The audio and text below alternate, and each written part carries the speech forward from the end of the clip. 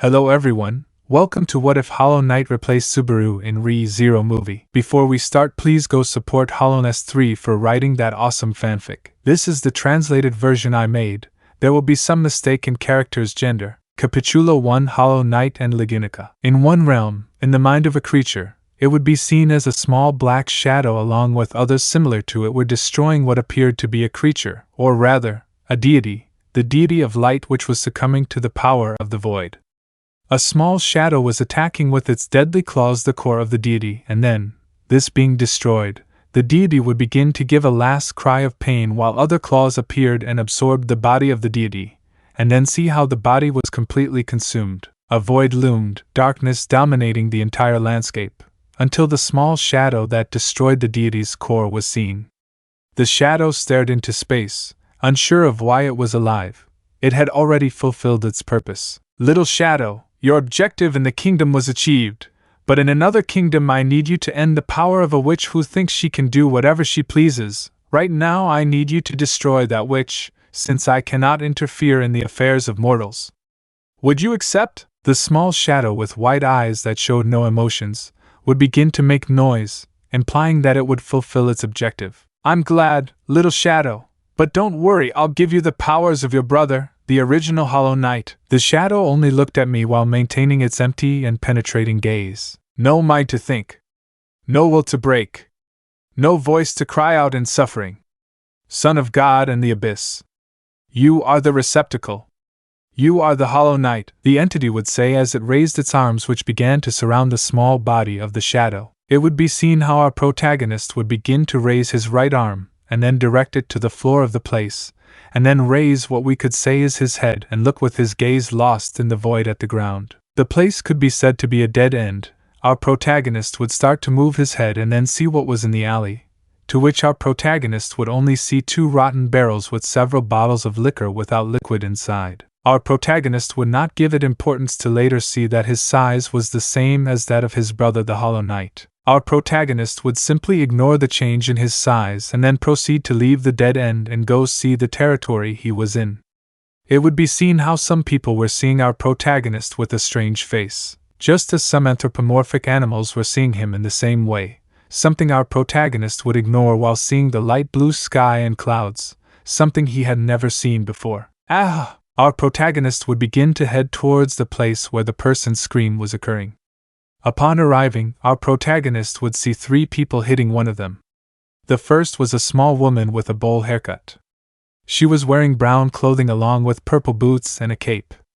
The second man seemed to be about 1.75 meters tall. He had knives under his shirt. His hair was light blue with some pink parts. Around his neck, he had what appeared to be chains that he also had on his forearms. His physique was thin, and he was wearing a white skirt and pants of the same color. The third man was one with a robust build and the tallest. He was wearing a green shirt with a striped shirt underneath it, white pants, and black shoes. Our protagonist would begin to accumulate strength in his lower limbs and then, out of nowhere, he would then move his right limb and then proceed to hit the first man in the back. Ah, the little man would say, before falling unconscious. How dare you, idiot! This idiot wants to die. Our protagonist would simply ignore the words spoken by the 2 men and then strike the robust man with his left limb to the neck, thus knocking him out. See, before he could continue speaking, our protagonist would raise his right leg and then kick him in the stomach, causing the boy to shudder on the ground as he spat out saliva. Our protagonist would quickly knee him in the chin, knocking him out as he fell to the ground. Our protagonist would then raise his blank, piercing gaze to look at the boy who was being hurt. Thank you, the boy would say, surprised. Our protagonist would only do it, then make a reference to what a pleasure it was. Suddenly, our protagonist would raise his head to see a red-haired boy wearing white armor and sheathe a sword. Well, they seem like very interesting people. Who are you? The boy would say a little doubtfully. Oh, pardon my rudeness, I am Reinhard van Astria, of the Astria swordsman lineage. Nice to meet you, my name is Natsuki Subaru, nice to meet you. The confident boy would say. Our protagonist would just stay silent, saying absolutely nothing and keeping his blank, penetrating gaze. Reinhard. Well, it seems you don't want to talk. Well, don't worry, and nice to meet you, Mr. Subaru. Subaru. Oh, thank you very much, Reinhard.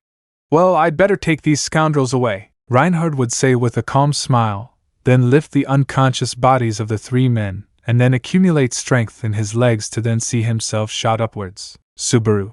Oh, well, thank you very much, buddy, Subaru would say, then fall to the floor unconscious due to his injuries. Our protagonist would only begin to lift his right limb and then slowly move Subaru's inert body, to which out of nowhere, our protagonist would hear quick footsteps, to which he would quickly raise his head and then see a silver-haired girl who reached his hips.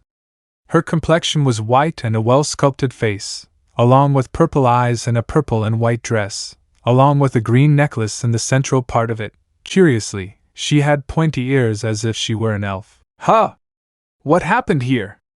Hey you, did you do this to that person? Our protagonist would just start shaking his head, implying that he hadn't done it. I don't believe you at all, now you'll pay, the girl would say, then raise her left arm which began to light up as ice stakes appeared in the air. Leah, stop! Our protagonist would start to raise his head to see who was producing the voice heard, to which out of nowhere, our protagonist would see how the girl's necklace began to light up and then see a small cat which had a small pink bag and could levitate. He hasn't done anything. Really sorry. Our protagonist would only stand up and then bow to the girl. You don't have to act like that. That was my mistake. I was looking for a badge this size with a jewel in the center. Have you seen it? Our protagonist would shake his head again, implying that he had not seen her. Sigh, I guess it was a waste of time. Yeah, maybe the unconscious boy knows something, the little cat would say as he raised his right paw towards Subaru. You may be right, Pack, the unknown girl would say. 5 minutes later, it would look like the talking cat had increased in size while holding Subaru on his lap.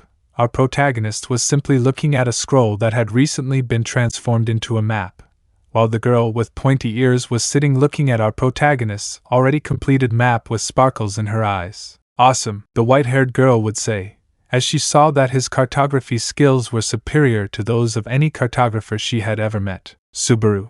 MHHH. Why do I feel something so hairy? A lap? It must surely be the girl who brought me here, Subaru would say with confidence. Are you awake yet? The talking cat would say. Subaru.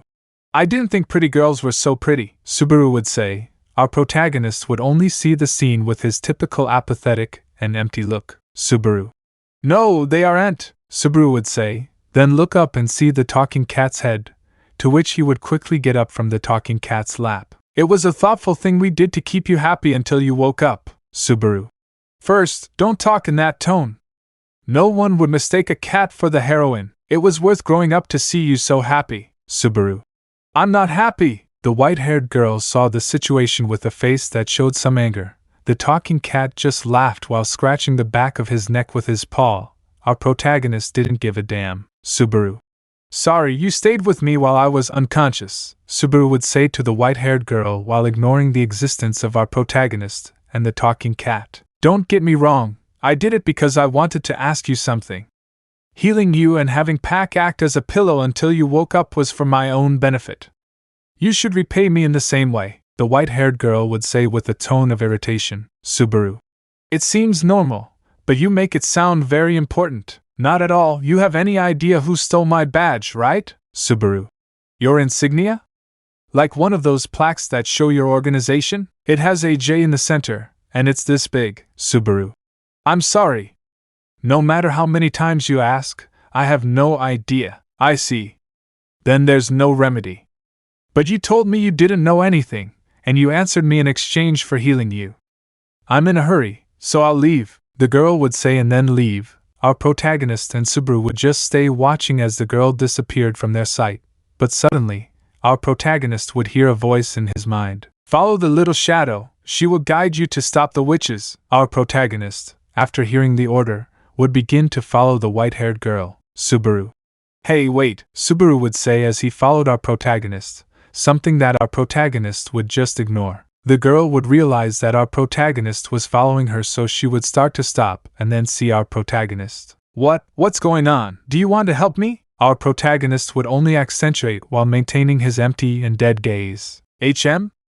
That's weird. Just so you know, I have nothing to thank you with. Our protagonist would just stare at the girl with a blank stare, implying that he didn't care if she had nothing to thank him with. Sigh, it's okay, Subaru.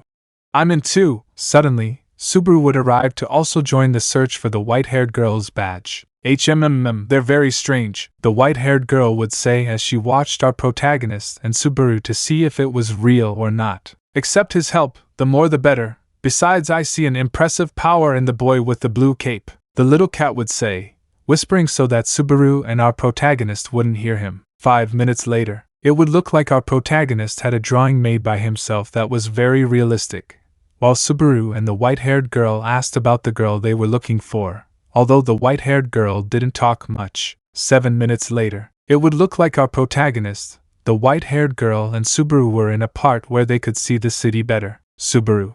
It's a very big city to find someone so small, Subaru would say as he looked at the city. It's the capital of Lagunica. You don't even know that? Huh, that's right, we didn't introduce ourselves, did we? The little talking cat would say while interrupting the white-haired girl. Subaru.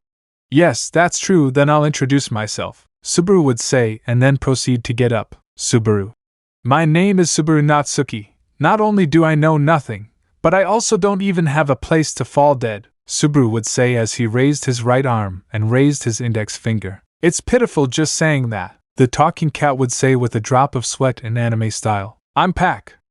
Nice to meet you, the talking cat known as Pac would say, then fly off into the palm of Subaru's right hand. It's rare for someone to touch a spirit so casually, the white-haired girl would say. Seeing the situation, our protagonist would just ignore the situation while maintaining his empty and penetrating gaze. Hey, what's your name? The white-haired girl would say as she looked at our protagonist, who had just remained silent. It seems you don't want to introduce yourself. Well, no problem with that, the white-haired girl would say. Subaru. Well, and you? What's your name? Subaru would say curiously as he looked at the white-haired girl. I'm Satella, I don't have a last name. Just call me that. Our protagonist would just stay silent, even though he knew the girl was lying because of her expression and the cat's. 5 minutes later, it would look like our protagonist, Satella, and Subaru were in a crowd to be able to ask about the girl that Satella was looking for. Satella. Subaru, hollow, don't you think that girl is lost? He would say, Satella, and then raise his right arm and his index finger, which pointed in the direction where the girl was.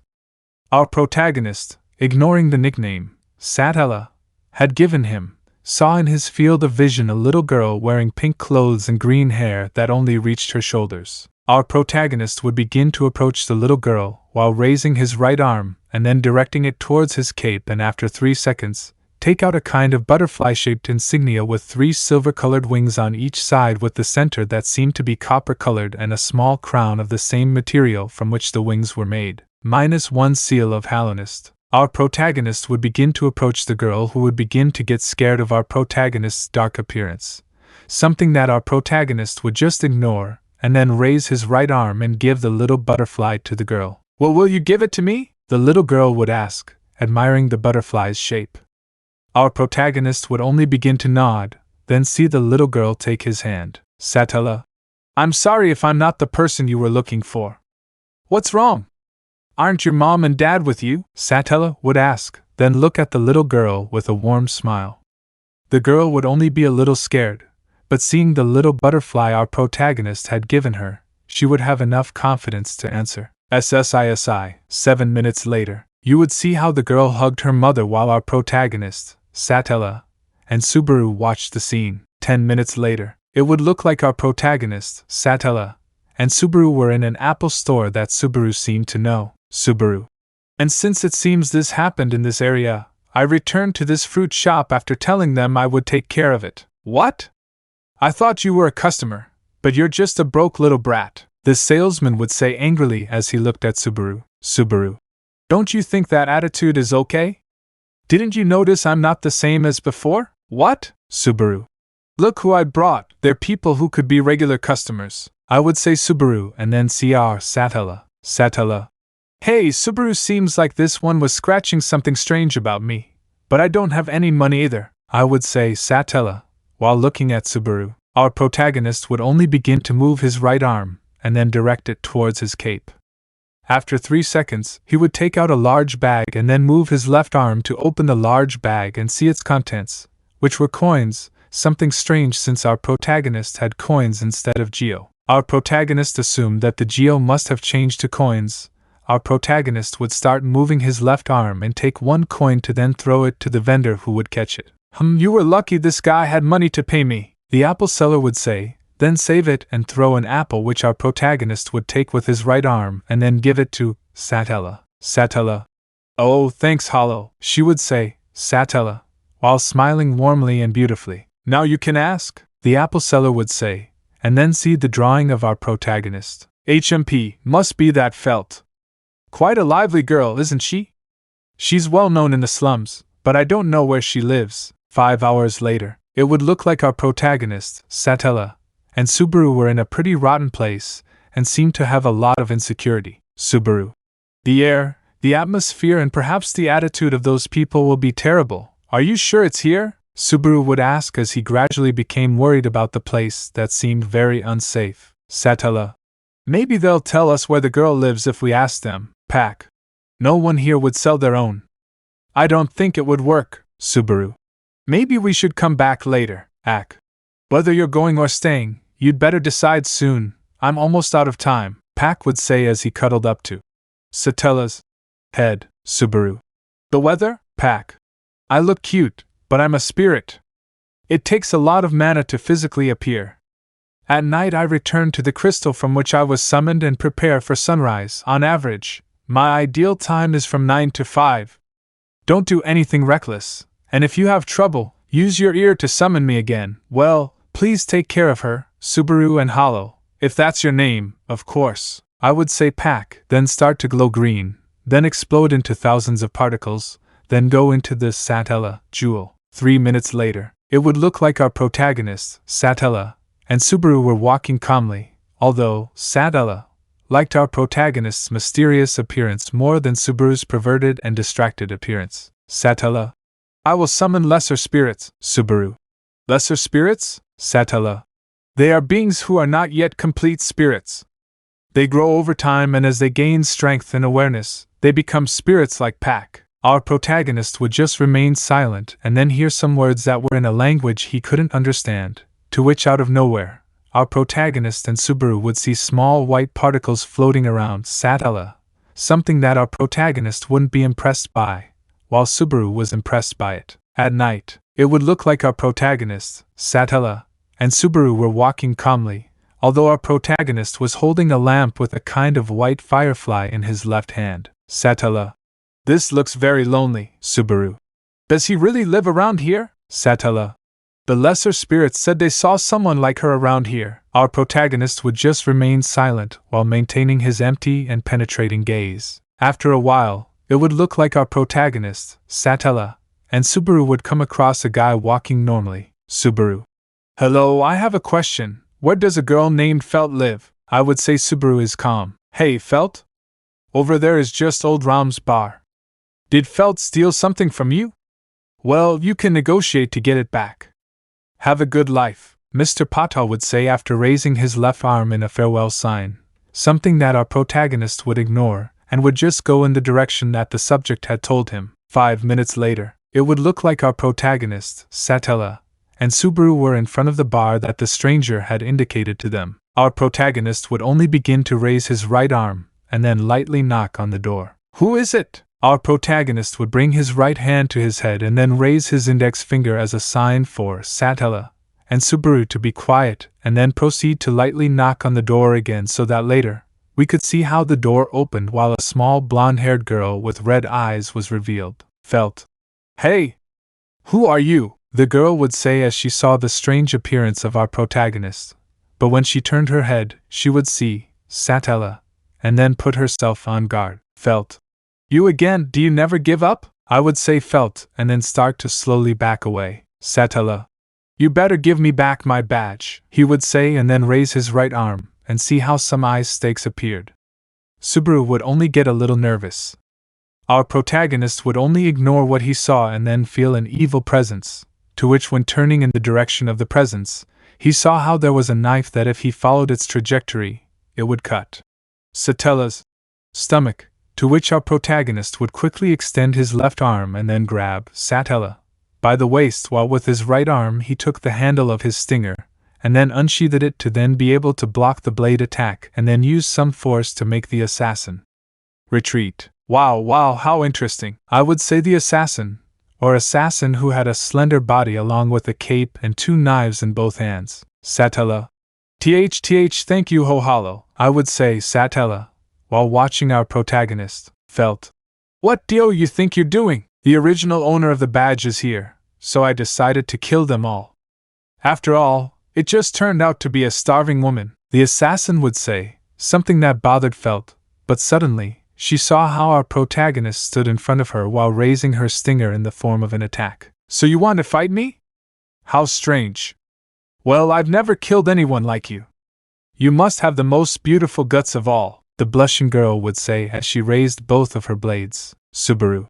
Hollow, Subaru would say, since he knew he couldn't do anything against the girl. Quickly, the girl would begin to rush towards our protagonist, who would quickly block the assassin's blade with his stinger, and then raise his right leg and give a paw to the stomach that would make her spit blood, and then our protagonist would give her a cut in her stomach and then proceed to give her another kick in the stomach, thus causing the girl to crash against the wall. Quickly, our protagonist would begin to move his left arm towards his cape and then lift it up, and thus see how some kind of tentacles of the same color as the one on his body came out, which would quickly go for the assassin while destroying everything in their path while the ceiling fell down. Subaru. Is it over? Subaru would ask with some fear. Our protagonist would only remain with his typical empty and silent stare, then see how the girl got closer and closer to our protagonist, to which he quickly blocked her attack with his stinger, only to see how the girl began to escape from the place. Our protagonist would try to go to where the murderer was. Enough is enough. Our protagonist would recognize that voice and would start turning his head to be able to see Reinhard. The already wounded assassin would begin to jump from rubble to then reach the top. Protect your insides, because I, Elsa Granhirt, will cut them out, especially yours, the girl would say as she raised her right arm, which held a blade, to point at our protagonist. The killer would begin to build up strength in her legs and then leave the place. Subaru. Finally, out of nowhere, Subaru would fall to the ground because a piece of debris had pierced his stomach. Satella. Subaru, Satella would say worriedly as she walked towards the boy's impaled body. 5 minutes later, it was seen that Satella had already completely healed Subaru, while Reinhard took Felt, who had been left unconscious. Satella. Thank you so much for helping me, even if I lied to you, he would say, Satella, and then raise his head and see our protagonist with a look of regret. Satella. My real name is Emilia. I didn't tell you my name because I didn't trust you at first, really, forgive me, the girl would say while shedding a few tears. Our protagonist would only see her with his typical empty and penetrating look, and then raise his right hand to make Emilia. Thank you very much, she would say while wiping her tears with her left forearm and taking our protagonist's hand with her right hand. Chapter 2. The Mansion. It would look like our protagonist would be carrying Subaru's unconscious body on his shoulders while Emilia remained silent, since the silence was very comfortable, so much so that Emilia did not want to break it. 5 minutes later, it would look like our protagonist, who was still carrying Subaru on his shoulders, and Emilia were in front of a wooden carriage that seemed to be of good quality. Although something that our protagonist saw is that the carriage was carried by a kind of comfortable dragon of considerable size. Hello, Miss Emilia. Suddenly, our protagonist and Emilia would hear a feminine voice, to which they would quickly turn their heads to see a red-haired girl who had one of her strands covering her left eye while the right one was the same color as her hair. Her outfit was that of a maid along with a headband in her hair. Emilia. Hi Ram, how have you been? Emilia would ask the red-haired girl doubtfully. Ram. Excellent, Miss Emilia. By the way, who are your guests? The red-haired girl would ask, then turn her monotonous gaze toward our protagonist, who was holding Subaru's body. Our protagonist would only bow, implying that it was a pleasure to meet her, although the truth was that he only did it to maintain a good appearance. Emilia. Well, they are hollow, or that's what I call it, and the one who is unconscious is Subaru, Emilia would say while watching our protagonist and Subaru. Emilia. They helped me a lot, so I want them to stay in the mansion, Emilia would say, somewhat embarrassed. Ram. Okay, and nice to meet you, Mr. Hollow. My name is Ram and I am the maid at the Elephant Mansion. Writer. Ouch. But now WH-readers. Next time I'll hit you with the steel shoe, Ryder.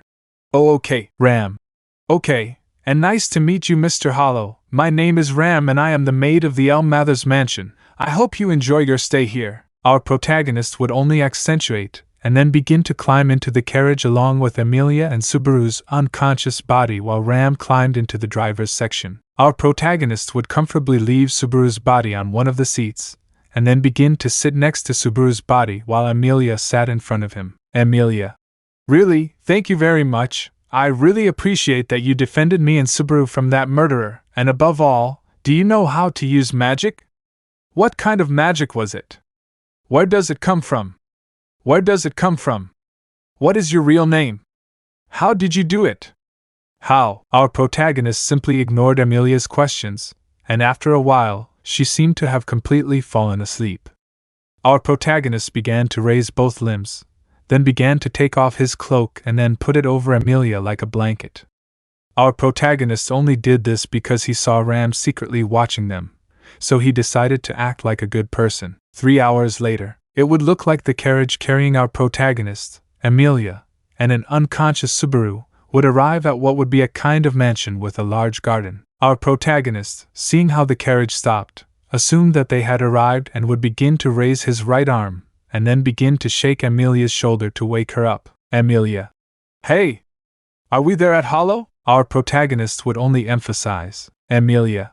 I see, and thank you very much for lending me your cape, Amelia would say as she began to raise her 2 limbs and then return her cape to him. After that, it would be seen how our protagonist carried Subaru's unconscious body on his shoulders while Amelia was at his side and Ram was in front, to which suddenly, our protagonist would feel something looking at him, to which he would quickly turn his head to then see the person who was looking at him, and it was a girl exactly like Ram, only she had bangs covering her right eye instead of the left, and her hair was light blue. Nice to meet you, Miss Amelia. How have you been? The light blue-haired girl would say with a look that showed no expression, although our protagonist would see how the light blue-haired girl's nose moved a little. It seems that she had a good sense of smell, something that she decided not to take into account for a while. Out of nowhere, the light blue-haired girl saw our protagonist and Subaru unconscious. And who are your guests? I would say with a tone of curiosity. Amelia.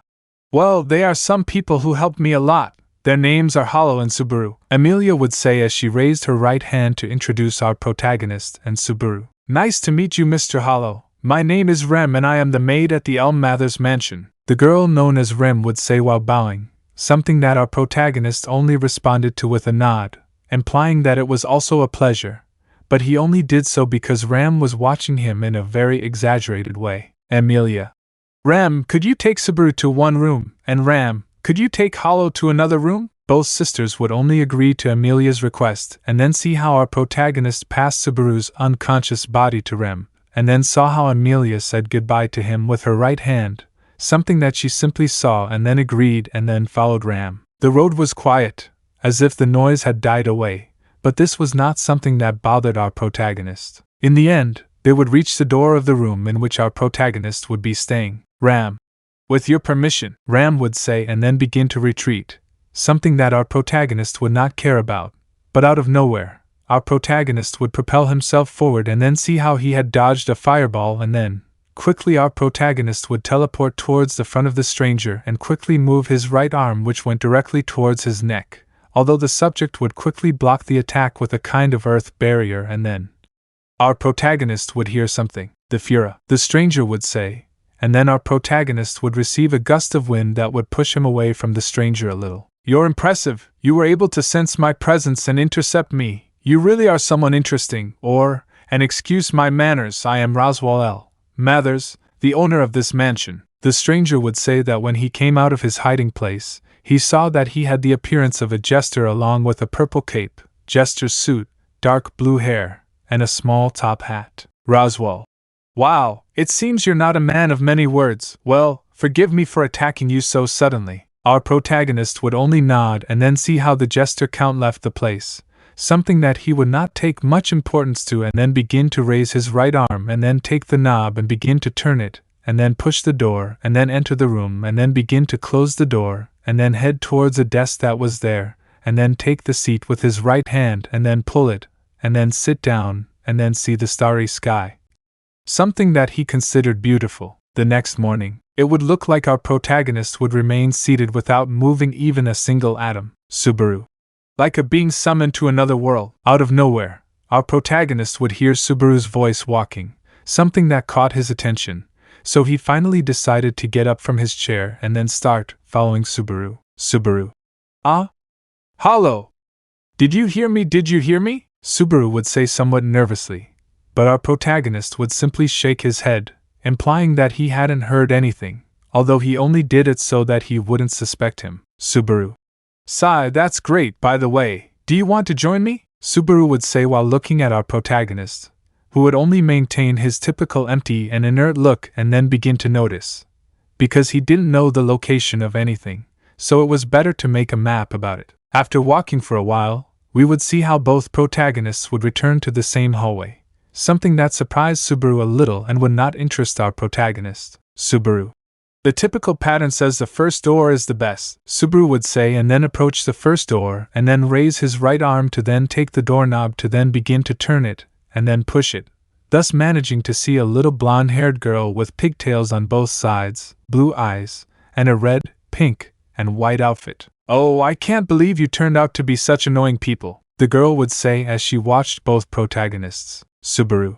And I find the first inhabitant, Subaru would say as he began to enter the place while our protagonist would simply stare at the place with his typical empty and penetrating gaze. Subaru. Hey, you're going to ruin your pretty face with that attitude, smile, smile. The only smile I would give you would be a sneer, the girl would say as she looked at Subaru, who had his index fingers on his lips, forming a smile. Subaru. Does it bother you a lot to guess on the first try? Subaru would say mockingly. Subaru.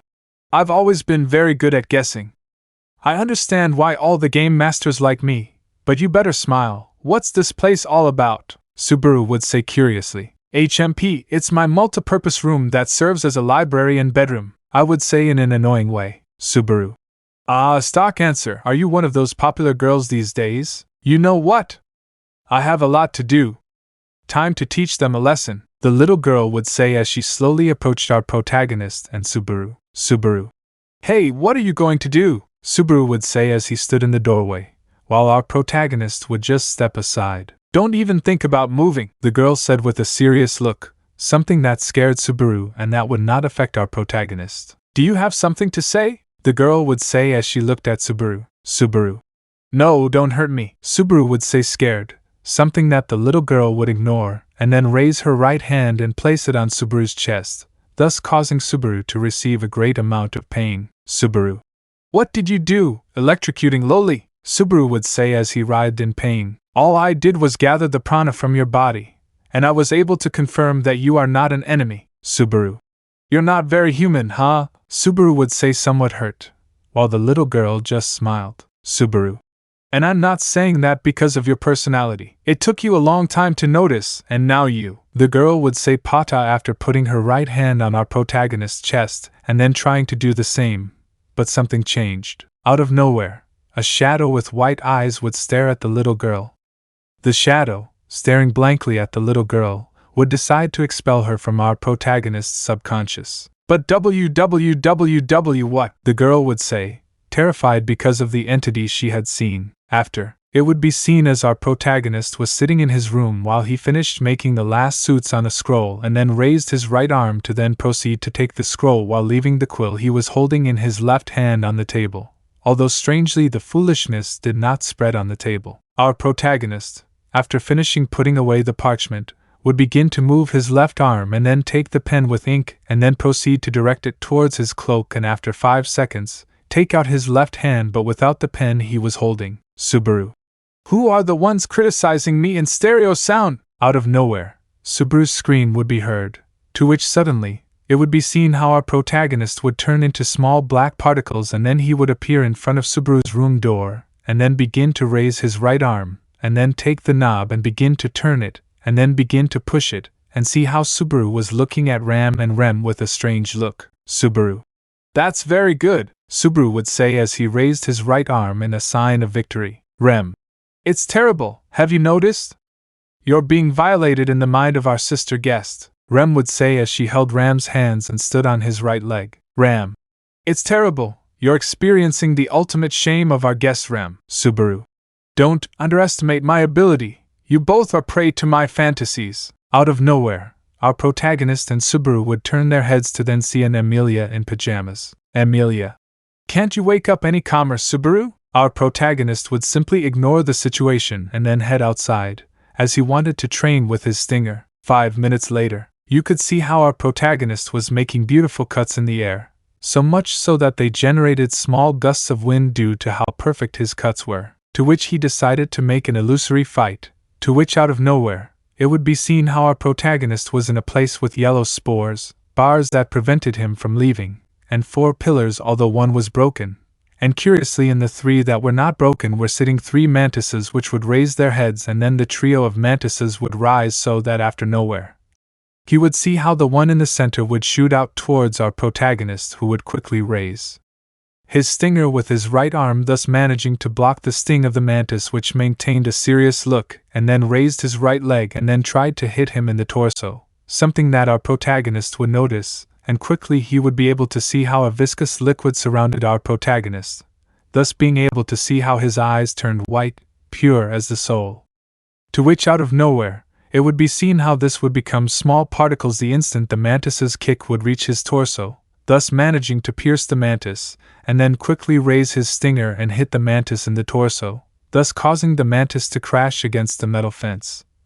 To which he would quickly raise his right arm and then grab one of the fences with his right hand, and then see how he would raise his left arm and then begin to accumulate strength in it, and then throw his stinger, thus causing the mantis's stinger to begin to spin, something that our protagonist would ignore, and then see how our protagonist was being surrounded by a viscous black liquid, leaving only his white eyes visible. Quickly, our protagonist would begin to turn into small black particles, thus managing to pierce the rotating stinger, to which our protagonist would quickly raise his stinger against the mantis lady, who would quickly accumulate strength in her legs and then shoot upwards, to which our protagonist would quickly block the mantis's stinger attack with his own weapon, although out of nowhere a fist would come out of the mantis's abdomen, to which our protagonist would quickly dodge the attack easily, thus causing his imaginary fight to be interrupted by Subaru. Subaru.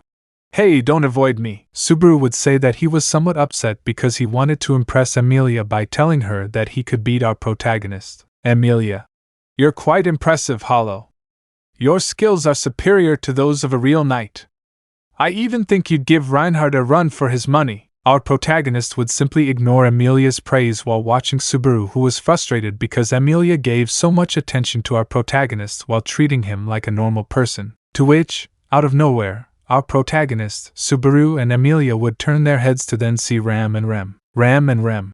Miss Emilia, Mr. Roswell is back. Our protagonist would know that it was a lie because he had been attacked the night before. Inside the mansion, it would look like our protagonist, Subaru and Emilia would enter the mansion and then see a gigantic table. I was watching them from above a moment ago, and it seems that the mute is someone very interesting too, the blonde-haired girl would say with a somewhat nervous tone at the end as she remembered the shadow she had seen when she touched our protagonist's chest. Pack.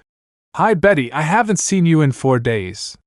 How have you been acting like a lady these days? Betty, hey Packy, a girl known as Betty would say, then approach Emilia and then raise both limbs as a sign that she wanted Pack to sit on her hands. Betty. You're staying with me today, right? Yeah, sure, you and I can finally relax. Pack. Betty. Oh yeah, Betty would say as she started walking along with Pack. Emilia. You're impressed, aren't you? Beatrice is very fond of Pack. Our protagonist would simply remain silent while maintaining his typical empty and penetrating gaze. Roswell. Wow, what a strange sight to see you here, Beatrice. Roswell would say that would have surprised Subaru and ignored him by our protagonist. Beatrice. I've just been waiting for Packy, nothing more, Beatrice would say, and then continue pampering Pack. Subaru would just ignore the sight and then raise his right arm and try to hit his back, to which our protagonist would simply hit his right hand due to the manners that Subaru didn't have, although in truth he did it so that they wouldn't think of them as strange or suspicious people, because he felt great hostility from Rem and also saw how Ram watched them with a serious look. Later, you could see how everyone except Ram and Rem and our protagonist were eating. Subaru. This is exquisite. I would say this while watching Emilia. Roswell. Despite her appearance, Rem is a very good cook. Before Subaru could say anything, he would be lightly kicked in the leg by our protagonist, which made him understand that the question he was going to ask was disrespectful, although in reality he only did it to maintain a good appearance in front of Roswell and especially Ram and Rem, who were looking at them in a very strange way. Roswell. Well, I will explain the situation of this kingdom, because you do not seem to know what is happening in this place. Currently, Lagunica does not have a king. Due to an epidemic throughout the castle, the country is run by a council of wise men who are in a process of electing a new king. I would say this while looking at Amelia. Amelia. I am currently the 42nd ruler of the kingdom of Lagunica. Our protagonist would simply observe everything with his typical empty and penetrating gaze. Amelia. This badge qualifies as a participant for the royal crown, and I owe you a lot, especially you, Hollow. You saved us from the gut killer and you didn't even get a single scratch. Our protagonist would simply emphasize, implying that he was grateful. Roswell. Impressive, then I'll give you both any reward you can imagine. Our protagonist would simply shake his head, implying that he did not want any reward. Roswell. Wow, how humble. So what do you want, Subaru Natsuki? I would say to see Subaru later, and he would simply start thinking, Subaru.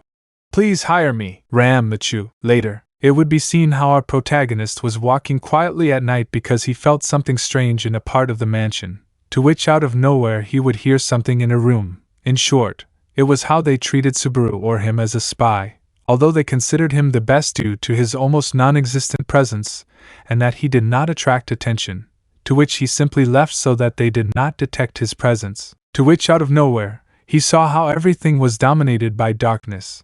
Something that he simply ignored and then turned because he felt a presence. When he turned his head, he saw a girl with white eyes and a purple aura. Who are you?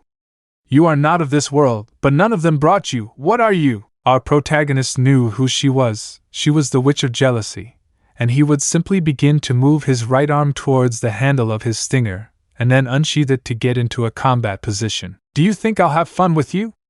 Unfortunately not, bye. The girl would say so that out of nowhere, our protagonist would see that he was back in his room, something that simply wouldn't matter to him, and then he would put his stinger back in its sheath and then hear a scream, something that he ignored, and then he would see something speaking to him. Well, it seems you went back in time, approximately 5 days. It seems that witch put a curse on that boy. You will have to keep him alive. The omnipotent voice would say, and then stop talking to our protagonist, who would simply maintain his typical monotonous and dead look. He decided that he would stay seated all day because he was going to see what killed Subaru. At night, our protagonist heard Subaru running, so he decided to follow him while he ran, because he didn't know what was happening. So out of nowhere, he saw how Subaru had left the mansion, so he decided to follow him. After 5 minutes, he saw how he was lying on the floor while he saw how a flail was approaching his face, so he quickly decided to unsheath his stinger and then block the flail. Quickly, he would raise his right arm to signal Subaru to run away, something he understood, and quickly started running. Rem. This is none of your business, Mr. Hollow. Our protagonist would simply maintain his typical empty and penetrating gaze and then prepare himself, because he had to keep Subaru alive. Chapter 3. The battle between the maids and the vessel. It would be seen as our protagonist was watching both maids, who were walking through the shadows of the night, to which our protagonist would simply raise his right arm slowly and calmly. After finishing sheathing his weapon, he would direct his empty and dead gaze towards the pink-haired maid, who returned his gaze with a monotonous but at the same time serious look. Ram. Why are you standing in our way, Mr. Hollow? Our protagonist would simply remain silent, not responding to the question Ram had for him. Rem. Just as quiet, as Miss Amelia said. Our protagonist would just remain silent, while he watched how the walk of both slowed down little by little, causing each step they took to be heard due to the grass and the monotonous silence of the place. To which suddenly, our protagonist would quickly turn his body to then see how a flail was heading towards his chest, to which he would quickly raise his right leg, and when the flail was about to crash towards his chest, our protagonist would quickly lower his right leg with some power and speed, thus managing to bury the flail with steel spikes in the ground, thus generating a large crater, to which after that, our protagonist would quickly direct his left arm while extending each of his fingers. thus generating his hand to be completely open to then take the chain connected to the large iron ball with steel spikes. Quickly grabbing the chain with her left hand, she would quickly release pressure on her right leg from the flail, while at the same time, she would pull with great force on the flail, thus forcing Rem to stop providing a grip on the handle of her flail, something that was taken advantage of by our protagonist, who would throw the iron chain with some force towards the red-haired maid. At which quickly, the maid would begin to accumulate strength in her legs and then shoot forward, managing to dodge the iron chain which could have tangled her and left her immobilized. Our protagonist would simply accumulate strength in his legs and then shoot out, leaving a small crater, while several pieces of stone would rise. Our protagonist would simply continue advancing until he was in front of Ram, who would be surprised, something that was not wasted by our protagonist, who would quickly extend his right arm while exposing the palm of his right hand, which upon making direct contact with Ram's face, would quickly provide a great grip and then contain his strength while leaving great precision in the maid's face, thus causing her head to crash into the ground, creating a large crater while blood spurted out of the nape of her head, staining her pink hair with blood, while her skull was broken by the great impact and the enormous force of our protagonist, thus causing her to be unconscious and have a stroke. After that, our protagonist would stop using his right hand to grip the maid's face, whose eyelids were closed due to the impact. Suddenly, our protagonist would quickly move his head to the right, thus dodging the flail, which, if a normal person received it, would instantly lose their head. Our protagonist simply ignored the flail, then began to be engulfed in a black liquid, revealing his white eyes, as white as the soul.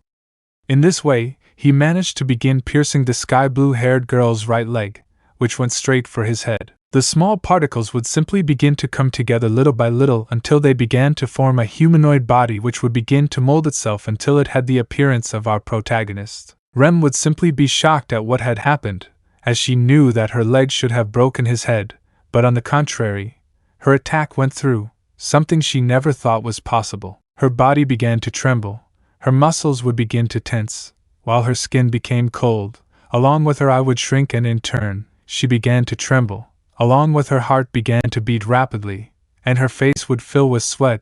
This feeling she felt was fear, fear of dying, fear of seeing her sister die because of a stranger, one with the ability to defeat her sister. His thoughts and emotions accumulated, causing a horn to begin to grow from his head, one of which glowed brightly, while only a maniacal laugh came out of his mouth. Out of nowhere, our protagonist saw how Rem had appeared in front of him while leaving a small crater in the ground, something that simply wouldn't matter to our protagonist, and then raise his left leg and then kick the girl's stomach with his contained strength. But when his leg made direct contact with Rem's stomach, he would see how the girl would be thrown backwards while her organs were crushed by the impact and force of our protagonist. Rem simply shot towards several trees, causing several trunks to break, thus causing all of them to fall because they were not connected to the base of their balance. Rem would ultimately be stopped by a mountain. Her spine was a mess, her organs were crushed, her clothes were a mess, her spinal cord was broken, thus impeding her body's mobility, along with the fact that blood was gushing out in heaps, thus causing her maid clothes to be stained, along with her right eye being covered by blood coming out of her forehead, and her left lung being completely crushed, thus making it difficult for her to breathe. Our protagonist would simply walk calmly toward Remington. Every step he took was like a step toward death for Remington. His sister was unconscious, and she was in a terrible state, a deplorable state in which she couldn't even move her limbs, she couldn't even breathe properly. Getting closer, every step our protagonist took, it was as if the planet were witnessing a god. The aura he gave off was pure emptiness, an emptiness that only moved, until he was in front of Rem, who with all her might would raise her head while staring at our protagonist as if she saw the worst of humanity. "Rem, why you, Issei, are a monster," Rem would say as she tried to move, but it was all useless. You could see how his horn was starting to stop shining, implying that his hope of being able to save his sister was running out, although he still had an ace up his sleeve. "Rem, I'll lend you my horn," Rem would say, as she saw her horn begin to shine again, so much so that it could blind anyone, except for our protagonist, who only saw the light as if it were nothing more than a lamp. The horn stopped shining. It was seen as it was no longer on Rem's forehead, which was unconscious, after which, our protagonist would quickly move his head to the right, thus managing to dodge a female fist, and then raise his left arm and then begin to close his fingers, completely covering the palm of his left hand, and then direct the newly formed fist towards the face of the pink-haired maid, who would quickly raise both of her limbs and then place them in an X position, thus managing to defend herself from the blow. But the instant her limbs welcomed the fist, they instantly went numb, while it sounded like Ram's right forearm had been completely broken, while her left forearm had been completely numb, causing Ram to feel a great tingling when trying to block our protagonist's fist. Ram would fly away, but she would quickly concentrate while she would start to take a breath and then pronounce a spell through her lips, one which would leave her defenseless, so she had to use the gift that her sister Ram gave her. Ram, touching the floor with his maid shoes, was seen as he would begin to remove several pieces of earth until he stopped, after which, he was seen as on his forehead a pink horn would begin to protrude from his forehead, while he lowered both of his limbs, to which, after leaving both of his limbs at rest, he would slowly move his left arm towards his pocket, after 5 seconds, take out what would be a wooden wand that seemed to be made of pine, along with which, Ram would begin to take small breaths of air until he could breathe calmly and then be able to pronounce the words he wanted to say. Ram. Al-Fura, Ram would say, and then start moving his wand with his left hand, after which, you would see how several wind blades would begin to destroy everything in their path. The tree tricks would disappear out of nowhere, as if their atoms were going somewhere else, although our protagonist simply wouldn't be surprised, while he would simply move his right arm towards his cape and then put his right hand completely in, and after 5 seconds, take out a kind of stone that looked like the shell of some bug. Baldur's breastplate protects its wearer with a hard shell while concentrating the soul. The armor is not indestructible and will shatter if it absorbs too much damage. Our protagonist would simply start putting on the kind of armor and then put it on his chest as if it were a brooch, then rest his right arm and then proceed to concentrate, thus achieving the vision of himself as a bug armor that would begin to protect him from the blades. The impact would come, everything would disintegrate, everything except a shell, one that protected our protagonist, who maintained his typical empty and penetrating gaze, and then, he saw a pink-haired girl fall to her knees on the floor, while maintaining a look of surprise and terror. Ram. And no, it's not POS possible. WW how? The pink-haired girl would say, to which our protagonist would simply approach with a slow and calm step, so calm that it was scary. The only sound that was heard was breathing, agitation and fear on the part of Ram, while our protagonist got closer and closer, to which Ram, as a last desperate measure, would begin to extend his right hand towards a stone that was there and then throw it towards our protagonist.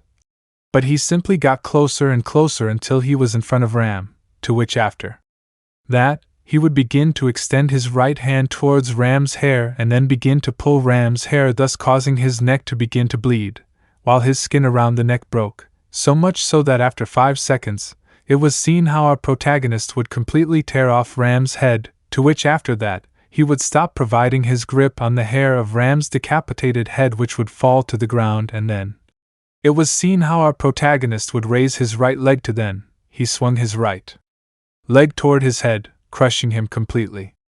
Suddenly, everything would turn dark, implying that Subaru had died and that timeline had been discarded.